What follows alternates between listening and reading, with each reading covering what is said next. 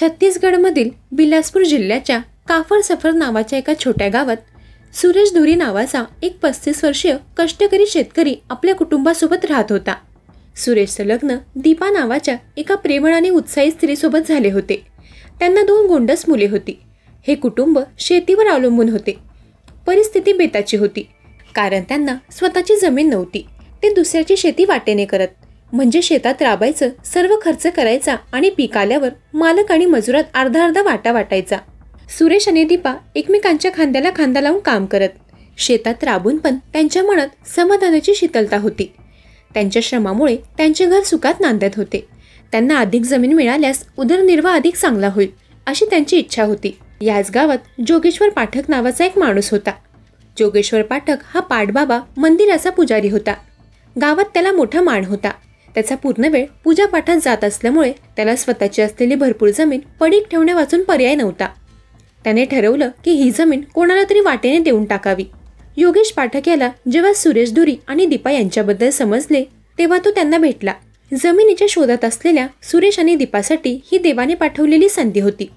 जोगेश्वर पाठकने त्यांना आपली जमीन वाटेने दिली. सुरेश आणि दीपा आनंदाने त्या जमिनीवर गहू, मका आणि भाजीपाल्यांची लागवड करू लागले. जोगेश्वर पाठक पुजारी असूनही अधूनमधून शेतात गरका मारायला यायचा. तो सुरेश आणि दीपासोबत गप्पा मारायचा आणि त्यांच्या कष्टाचं कौतुक करायचा. या साध्या सात्विक वातावरणात एक अदृश्य वीज कुठेतरी कडकडणार होती, ज्याची कल्पना त्या निष्पाप शेतकऱ्याला नव्हती. सुरेश आणि दीपाच्या आयुष्यात एक टर्निंग पॉइंट आला, जेव्हा त्यांच्या विश्वासावर सर्वात मोठा आघात झाला. एक दिवस सुरेश धुरी काही कामानिमित्त बाजारात गेला होता. दीपा एकटीच पुजाऱ्याच्या शेतात काम करत होती. त्याचवेळी जोगेश्वर पाठक शेतात आला. त्याने पाहिलं सुरेश नाही, दीपा एकटीच आहे.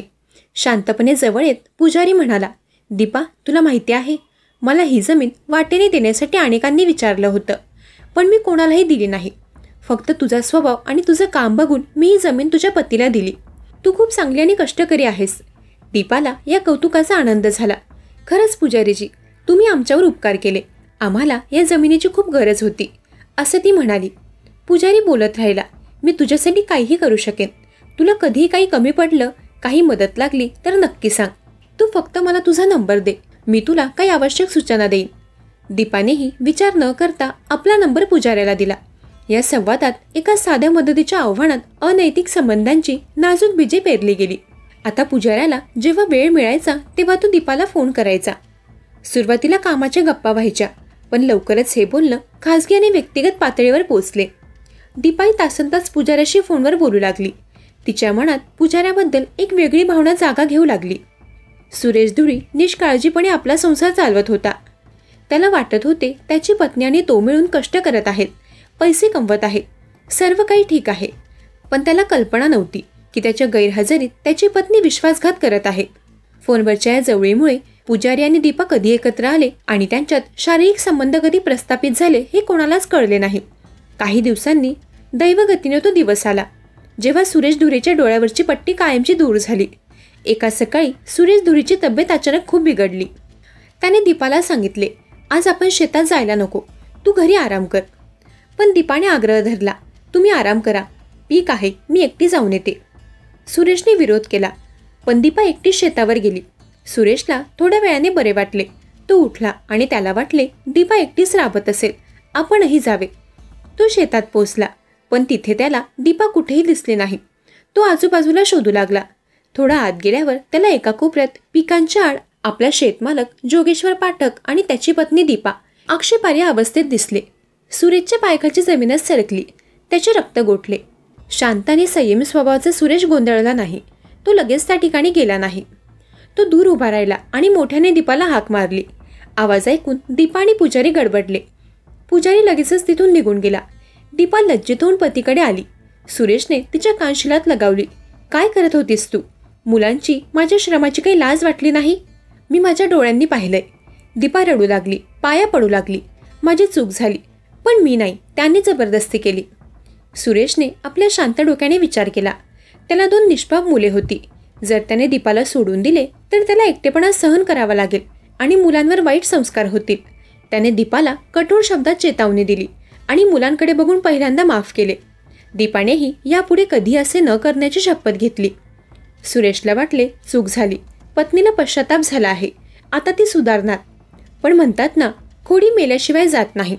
पहिली घटना घडून जेमतेम 4-5 दिवस झाले असतील. दीपा पुन्हा पुजाऱ्याला शेतात भेटली आणि त्यांचे नाते पुन्हा सुरू झाले. सुरेशला आता पत्नीवर संशय होता.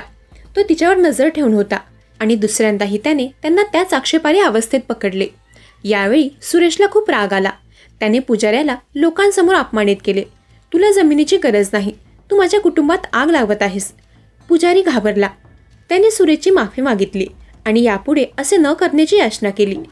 सुरेशने दीपालाही खूप मारहाण केली, पण दीपाने पुन्हा मुलांचे कारण दिले आणि क्षमा मागितली. दुसऱ्यांदाही सुरेशने आपल्या मुलांकडे बघून मनावर दगड ठेवून तिला माफ केले.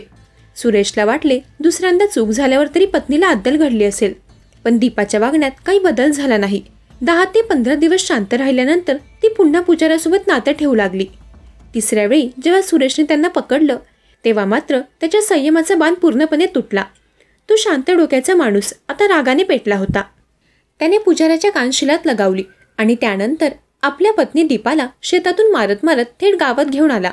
गावात लोकांना गोळा करून त्याने सर्वांसमक्ष दीपाच्या अनैतिक वर्तन उघड केले. ही स्त्री माझ्यासोबत राहण्याच्या लायकीची नाही, ही नालायक आहे.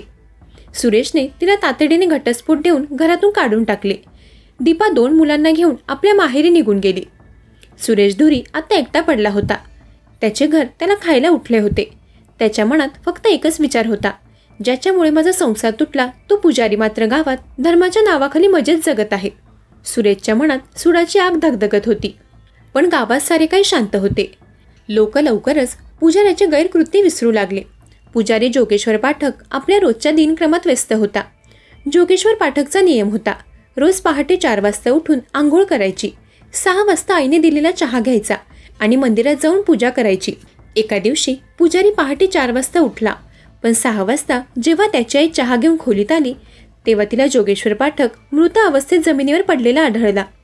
आईच्या किंकाळ्यांनी गाव जागी झाले. बघता बघता गावात गर्दी जमली. पोलिसांना कळवण्यात आले. पुजारी जोगेश्वर पाठकचा गूढ मृत्यू गावात मोठ्या चर्चेचा विषय ठरला. पोलीस घटनास्थळी दाखल झाले. त्यांना प्राथमिक तपासात खुणा दिसल्या, पण मारेकरी कोण याचा कोणताही सुगावा नव्हता. पुजाऱ्याच्या आईने तो निष्पाप असल्याचा दावा केला आणि त्याची कोणाशी दुश्मनी नसल्याचे सांगितले. 2 दिवसांनी पोस्टमॉर्टम रिपोर्ट आला आणि त्यात पुजाऱ्याला क्रूर मारहाण करण्यात आल्याचे स्पष्ट झाले. हे कोणा एका व्यक्तीचे काम नव्हते. पोलिसांनी डॉग स्क्वॉड श्वान पथक बोलावले. पुजाऱ्याच्या घरातून श्वान वासाच्या आधारे धावत निघाला आणि त्याने थेट सुरेश धुरेच्या घराच्या दारावर जाऊन भुंकायला सुरुवात केली. पोलिसांना लगेच कळले की या प्रकरणात काहीतरी गडबड आहे. गुप्त खबऱ्यांनी पोलिसांना सुरेश धुरी आणि त्याची पत्नी दीपा आणि पुजारी जोगेश्वर पाठक यांच्यातील संपूर्ण पार्श्वभूमी सांगितली. पोलिसांनी सुरेश धुरीला ताब्यात घेतले आणि पोलीस ठाण्यात आणले. सुरुवातीला सुरेशने जोगेश्वरच्या प्रकरणात आपला काहीही संबंध नसल्याचं नाकारलं. त्याला कोणी मारले मला माहीत नाही, मी तर त्याला फक्त 2दा चेतावणी दिली होती. पण पोलिसांनी जेव्हा खाक्या दाखवल्या तेव्हा सुरेश धुरीने तोंड उघडले आणि संपूर्ण कहाणी सांगितली. सुरेशने पोलिसांना सांगितले की त्या पुजाऱ्याने माझा सुखी संसार उद्ध्वस्त केला, माझ्या बायकोला आणि मुलांना माझ्यापासून तोडलं. तो शांतपणे जगतो आहे हे मला सहन झाले नाही. त्याने कबूल केले की सूड घेण्यासाठी त्याने आपल्या काही मित्रांना तयार केले. हेमंत कुमार 26 वर्षीय, धनराज बंदे 21 वर्षीय, मुकेश 23 वर्षीय आणि एक नाबालिक मुलगा.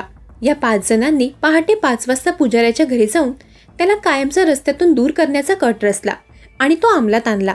त्यांना वाटले आपण पकडले जाणार नाही, पण कायद्याचे हात लांब असतात.